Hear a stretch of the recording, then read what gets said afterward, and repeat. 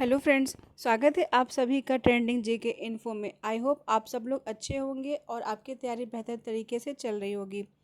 तो आज हम यहाँ पे पॉलिटी के टॉप 25 क्वेश्चंस लाए हैं जो कि सुप्रीम कोर्ट से है, जो कि हमारे एग्ज़ाम के लिए काफ़ी इंपॉर्टेंट होने वाली है। तो देखते हैं अपने आज के क्वेश्चंस को। यहाँ पे हमारा पहला क्वेश्चन है, भारतीय संविधान के किस भाग में संघीय न्यायपालिका का उल्लेख है? ऑप्शन है यहाँ पे ए भाग 2, बी है भाग 3, सी है भाग 4 या फिर डी ऑप्शन है भाग 5। तो राइट ऑप्शन हो जाएगा जो यहाँ पे वो होगा डी, यानी भाग 5 में संघीय न्यायपालिका का उल्लेख किया गया है। नेक्स्ट है, निम्नलिखित में से किसके अंतर्गत भारत में सर्वप्रथम सर्वोच्च न्यायालय की स्थापना हुई? ऑप्शन है यहाँ पे ए रेगुलेटिंग अधिनियम 1773, बी ऑप्शन है चार्टर अधिनियम 1853, सी ऑप्शन है भारत सरकार अधिनियम 1935 या फिर डी ऑप्शन है भारतीय संविधान 1950। तो यहाँ पे देखा जाए भारत में सर्वप्रथम सर्वोच्च न्यायालय की स्थापना हुई थी किसके अंतर्गत? तो राइट ऑप्शन हो जाएगा ए, यानी रेगुलेटिंग अधिनियम 1773 के अंतर्गत। नेक्स्ट क्वेश्चन हमारा, संविधान के व्याख्याकार और संरक्षक कौन हैं? ऑप्शन है ए राष्ट्रपति, बी संसद, सी सर्वोच्च न्यायालय या फिर डी भारत का महाधिवक्ता। तो यहाँ पे जो व्याख्याकार और संरक्षक होता है संविधान का, राइट ऑप्शन हो जाएगा सी, यानी सर्वोच्च न्यायालय होता है। नेक्स्ट है, भारतीय संविधान की व्याख्या करने का मुख्य अधिकारी कौन है?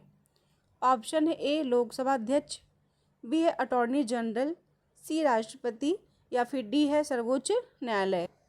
तो राइट ऑप्शन हो जाएगा यहाँ पे डी, यानी सर्वोच्च न्यायालय होता है। नेक्स्ट है, भारत के सर्वोच्च न्यायालय की स्थापना हुई थी।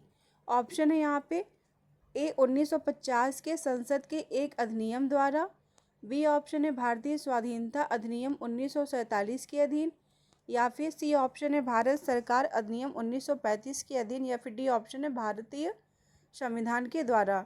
तो देखा जाए तो भारत के सर्वोच्च न्यायालय की स्थापना हुई थी, राइट ऑप्शन हो जाएगा सी, यानी भारत सरकार अधिनियम 1935 के अधीन हुआ था। नेक्स्ट क्वेश्चन हमारा, मूल रूप से संविधान में सर्वोच्च न्यायालय में मुख्य न्यायाधीश के अतिरिक्त कितने न्यायाधीश की व्यवस्था थी? ऑप्शन है यहाँ पे ए 6, बी ऑप्शन है 7, सी है 9 या फिर डी ऑप्शन है 12। जो यहाँ पे मूल रूप से संविधान में सर्वोच्च न्यायालय में मुख्य न्यायाधीश के अतिरिक्त कितने न्यायाधीश हो सकते हैं यहाँ पे थे, यहाँ पे जो राइट ऑप्शन हो जाएगा वो होगा बी, यानी 7। नेक्स्ट है, वर्तमान में सर्वोच्च न्यायालय में मुख्य न्यायाधीश के अतिरिक्त कितने न्यायाधीश का प्रावधान किया गया है? ऑप्शन है ए 20, बी है 25, सी है 30 या फिर डी ऑप्शन है 33। तो यहाँ पे जो न्यायाधीश का प्रावधान किया गया है, राइट ऑप्शन हो जाएगा वो होगा डी, यानी 33। नेक्स्ट क्वेश्चन है, उच्चतम न्यायालय के न्यायाधीशों की संख्या में वृद्धि करने की शक्ति किसके पास है? ऑप्शन है ए प्रधानमंत्री, बी ऑप्शन है विधि मंत्री, सी ऑप्शन है संसद या फिर डी है राष्ट्रपति के पास। तो राइट ऑप्शन हो जाएगा यहाँ पे सी, यानी न्यायाधीशों की संख्या में वृद्धि करने की शक्ति जो है वो संसद के पास है। नेक्स्ट है, सर्वोच्च न्यायालय के न्यायाधीशों की निम्न में से कौन सी अर्हता होनी चाहिए? तो यहाँ पे जो राइट ऑप्शन हो जाएगा वो होगा डी, यानी ए है ऑप्शन, वह किसी एक या अधिक उच्च न्यायालयों में लगातार कम से कम 5 वर्ष तक न्यायाधीश के रूप में कार्य कर चुका हो। बी ऑप्शन है वह किसी एक या अधिक उच्च न्यायालयों में लगातार 10 वर्षों तक अधिवक्ता रहा हो, और सी ऑप्शन है वह एक पारंगत विधिवेत्ता हो, यानी कि सारे ऑप्शन राइट है, यानी उपयुक्त तो सभी हो जाएगा। नेक्स्ट है, भारत के मुख्य न्यायाधीश की नियुक्ति कौन करता है? तो यहाँ पे जो राइट ऑप्शन हो जाएगा वो होगा ए, यानी भारत के राष्ट्रपति जो हैं भारत के मुख्य न्यायाधीश की नियुक्ति करते हैं। नेक्स्ट है, भारतीय उच्चतम न्यायालय के न्यायाधीशों की नियुक्ति कौन करता है? अगर हम उच्चतम न्यायालय के न्यायाधीशों की बात करते हैं तो ऑप्शन है ए राष्ट्रपति, बी है मुख्य न्यायाधीश, सी है प्रधानमंत्री या फिर डी है मंत्री परिषद। तो यहाँ पे जो करते हैं वो है राष्ट्रपति, यानी ए ऑप्शन राइट है। नेक्स्ट है, भारत के कार्यवाहक मुख्य न्यायाधीश की नियुक्ति कौन करता है? अगर मुख्य कार्यवाहक की देखा जाए तो ऑप्शन है यहाँ पे भारत का मुख्य न्यायाधीश करता है, ऑप्शन बी है राष्ट्रपति की पूर्व स्वीकृति से भारत का मुख्य न्यायाधीश या फिर राष्ट्रपति, या फिर डी ऑप्शन है भारत के मुख्य न्यायाधीश के परामर्श से राष्ट्रपति करते हैं। तो कार्यवाहक मुख्य न्यायाधीश की नियुक्ति जो करते हैं राइट ऑप्शन हो जाएगा सी, यानी वो भी राष्ट्रपति ही करते हैं। नेक्स्ट है, राष्ट्रपति सर्वोच्च न्यायालय के अन्य न्यायाधीशों की नियुक्ति में किससे परामर्श करते हैं?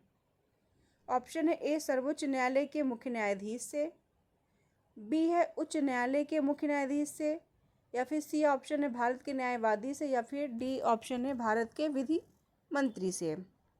तो अन्य न्यायाधीशों की नियुक्ति की बात की जाए तो करते हैं ए, यानी राइट ऑप्शन है यहाँ पे, यानी राष्ट्रपति सर्वोच्च न्यायालय के मुख्य न्यायाधीश से के परामर्श से करते हैं। नेक्स्ट है,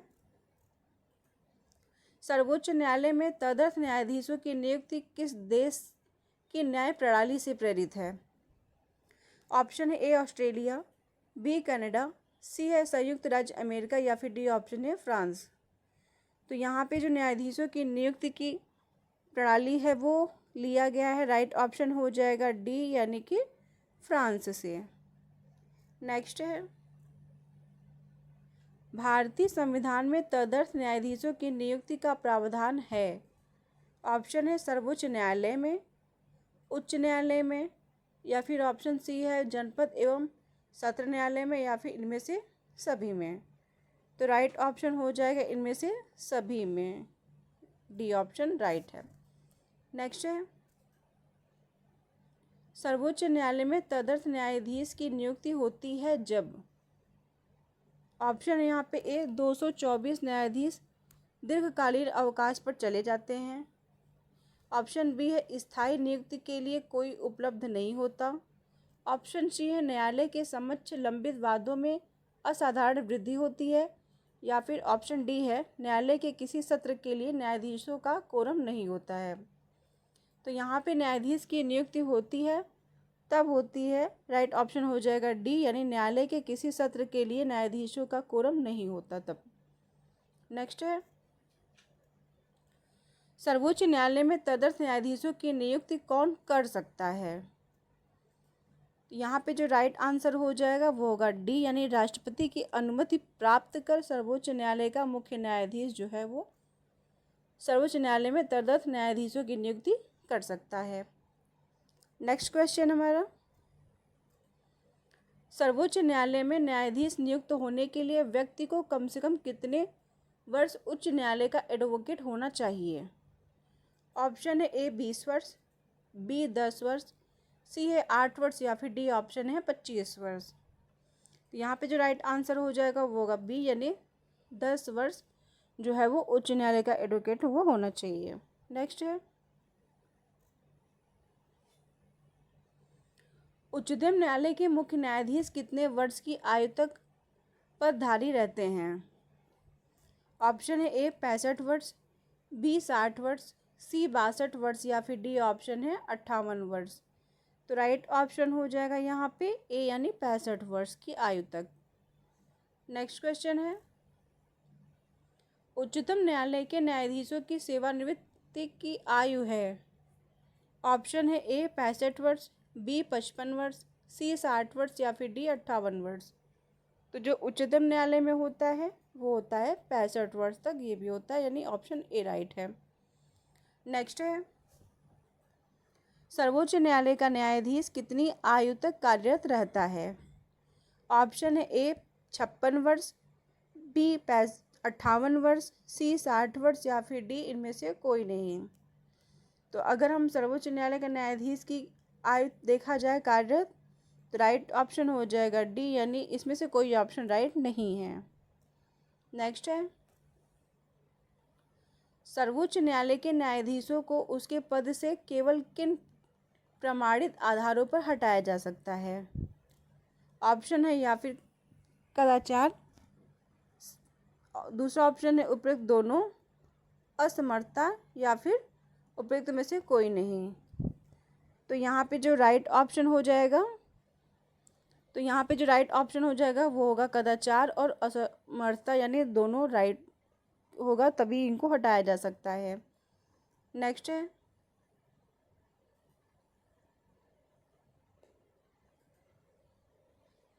सर्वोच्च न्यायालय के न्यायाधीश को कदाचार और असमर्थता के प्रमाणित आधारों पर संसद किस तरह महाभियोग का प्रस्ताव पारित कर सकती है।